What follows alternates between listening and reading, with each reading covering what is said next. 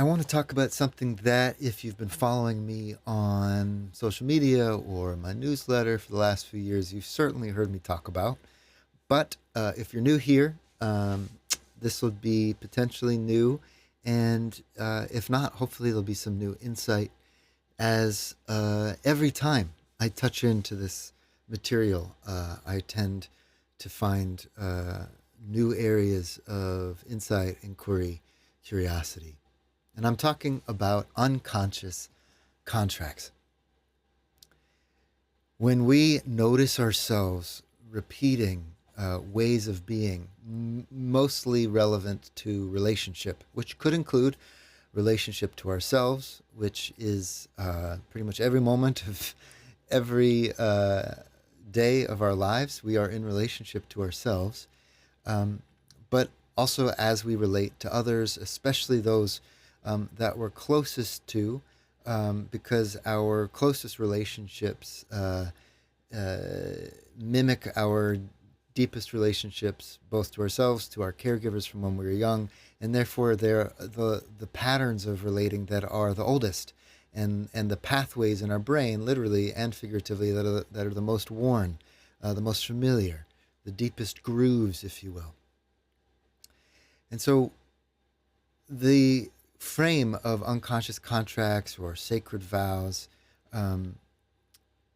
is really helpful, particularly when we encounter familiar patterns that we don't want to be familiar. We don't want to repeat. I was just working with a client who, usually the contracts start with a very obvious pattern or a kind of a glaring issue, but require a lot of slowness to tune into the sensations in the body and to just be present with sensations and witness with a lot of warmth and patience and curiosity to find a resonance with the sensation, with the part, and usually with the memory of the young one, sometimes very explicit, a very particular moment or set of moments, sometimes more of a felt sense, or like just a gestalt, a general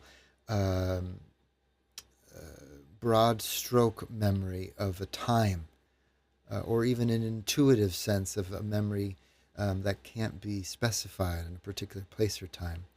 To be present with that sensation and just being present and slowing down without judgment, without pressure to know anything or to change, insight arises.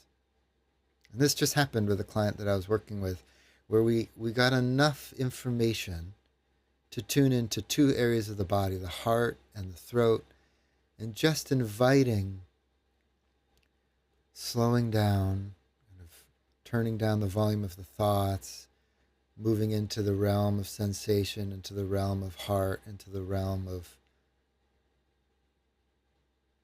breath. An insight arose. And this insight we followed all the way to a place of expanding and actually identifying a contract or a couple of contracts, releasing them, and inviting a different way of being that had immediate implications for this person's life. This is the power of unconscious contracts. What happens when we put words to the unconscious is usually, in my experience, we become aware of the absurdity of these strategies. Now, these are adaptations. It's another way of thinking about it. It's a way of maneuvering ourselves, of shaping ourselves, of adapting to a particular situation. Again, usually in relation to a caregiver or authority figure or a person that we need or want connection from, in order to usually survive or have belonging or safety or to know that we matter. But in this case, it was to avoid rejection, which is its own form of belonging and connection. But when we put words to it, often, not always, but often we see the tragic absurdity of this strategy. We can see why we made it. We can see its brilliance, its intelligence. But sometimes decades and decades later, we're still doing it, even though the situation has drastically changed, and we can see that it's a really silly and counterintuitive or counterproductive approach to the problem. I will not accept your love in order to avoid the possibility that I won't receive your love. I mean, that's not exactly the language of this particular contract, but that's almost what it comes down to. And when I say it out loud, I think, wow, I'm going to reject this in order to not be rejected. That's basically what I'm saying. And it almost comes off as humorous, sort of tragically, comically humorous. But when we can reach that moment, that place of seeing the tragic comedy in it, that's a place of seeing with new eyes, as Joanna Macy of blessed memory might say. And just to integrate some of her wisdom as she comes intuitively, seeing with new eyes only comes after we move through the spiral of gratitude and then into honoring the pain of the world. And when we connect to these unconscious contracts, I want to name one last piece here as a close.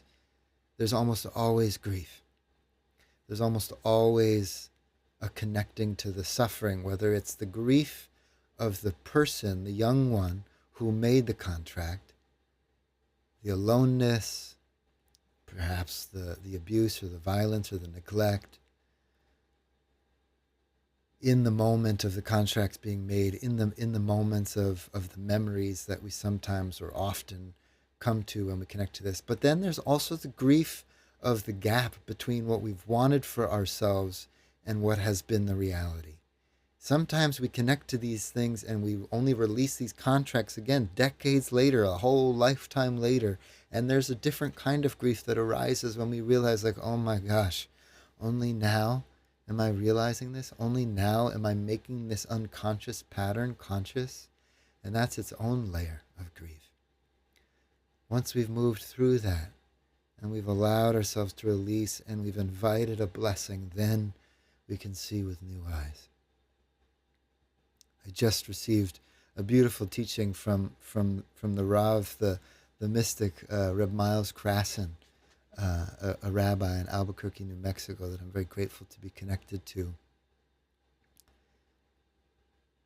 That speaks to the Jewish version of this wisdom. I think of Lawrence Cole's song, you want to get up to the joy, you've got to go down deep. That to rise our spirits, to reach simcha, to reach joy, we need to go down. We need to get to the ground. We need to put our face into the dirt. We need to lower ourselves, not just in a humility way, but we need to put our face to the earth in order to rise up. And maybe that's the Khatimah here, the close of this little offering. In order to identify these unconscious contracts and to release them, we need to humble ourselves to the reality that we're not acting the way that we want to. And that does take an act of humility and an act of vulnerability. There's another way that I can understand, that we might understand humility as not just, and there's a whole other thing that I could say here that I'll say for another time, but that it's also vulnerability. Humility might be another way of thinking about vulnerability. We need to make ourselves vulnerable to the possibility that we're not acting in the ways that we want to. In order to release that is an act of humility. I'll leave that with you here. Let me know if this is helpful. Let me know if you have questions, challenges, examples. And in the meantime, sending you lots of warmth.